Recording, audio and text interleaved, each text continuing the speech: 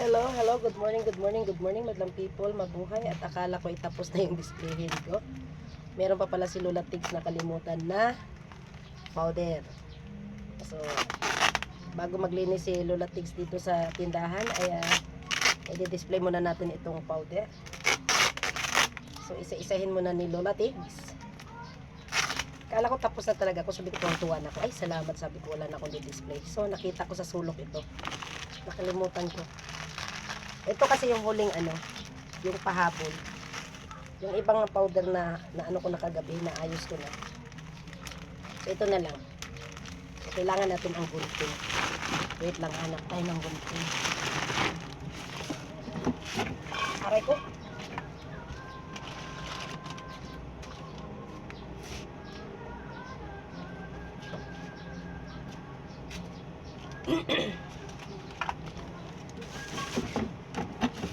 Naririnig nyo ba yung music?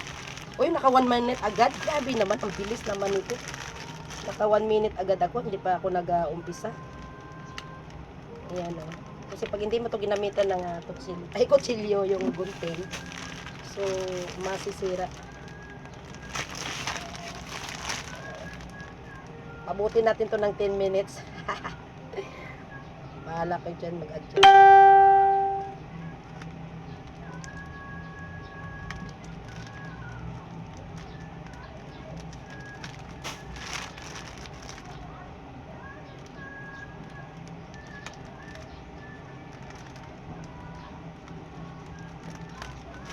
Try ko.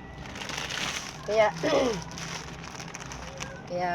sa bagay wala tayong i-upload ngayong araw, so ito na lang gawin natin na video. Last na to talaga ha. Last ko na talaga tong pagbablog sa de-display kasi nakalimutan niya ni Lola Tigs.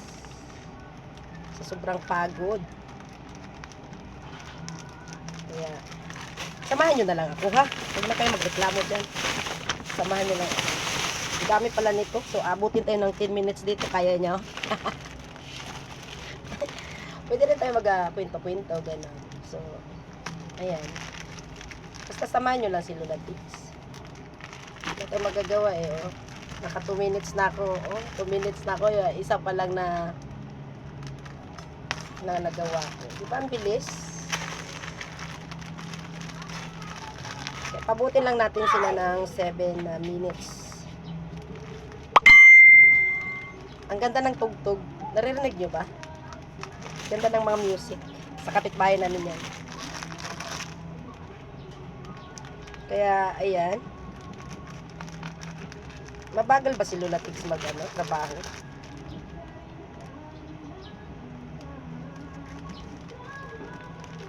Gagawin lang natin 7 minutes, mga idol ha. At, pasensya na talaga kayo. At, Okay, ako tayo sa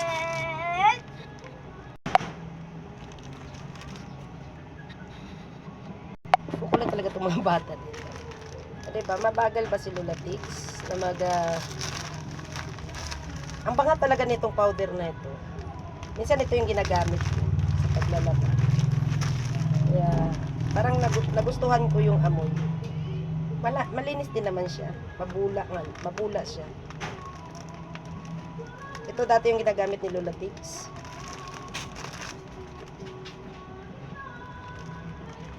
Ito yung brand. Tipid ka pa. Kasi yung sa isang sachet na ganito, so dalawa mong panggamitan.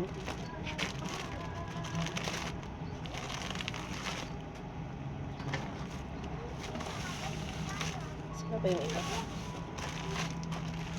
Ang dami pala nito.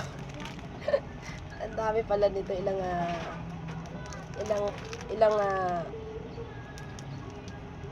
ayan.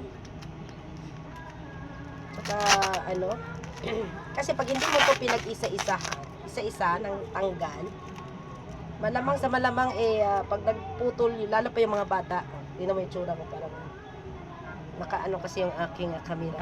So, ganun. So, pag ang mga bata kasi dito, magbantay ng tindahan. Pag may once na bumili ng powder, yung bagang mabigat ang kanilang kamay, yung pag sila ay pag nagkukuha, yung nasisira, so sayang. Eh magkano lang naman yung tubo mo dito sa isang tie? Isang tie. Kaya kaunti lang. Kaya tapos masira pa yung isa. Pag napulit mo na to, hindi mo na ito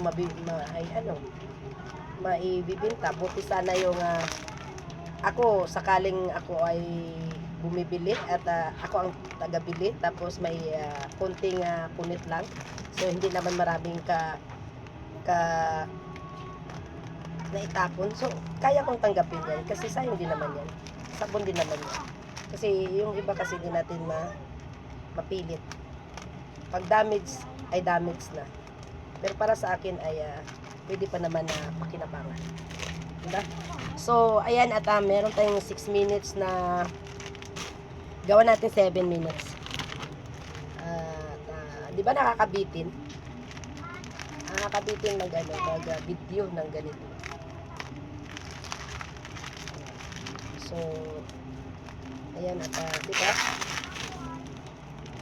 Kaya kayo dyan, mga naglalaba, ano bang gusto nyo sabon na ginagamit na pang mabula kasi ito na mabango. Tsaka malambot yung malambot yung damit. Pag nagtuyo na siya, hindi mo na no need na gamitan ng mga fabric conditioner. Ako diyan naglalagay sa fabric conditioner, diyan ako naglalagay.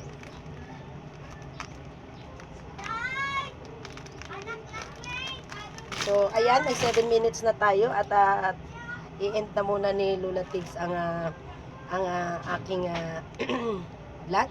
O, say hi muna kayo sa isda na ano ba to?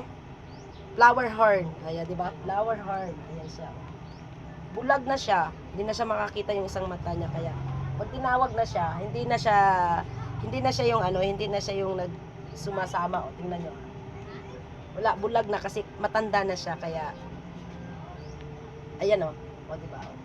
Hindi na siya katulad dati sinusundan niya yung aming wala na kasi bulag na yung isang mata niya at matanda na siya. So ayan na at dito na nagtatapos yung pagbablog ni Lola Tigs. Sana po ay magustuhan niyo. Thank you for watching. Bye.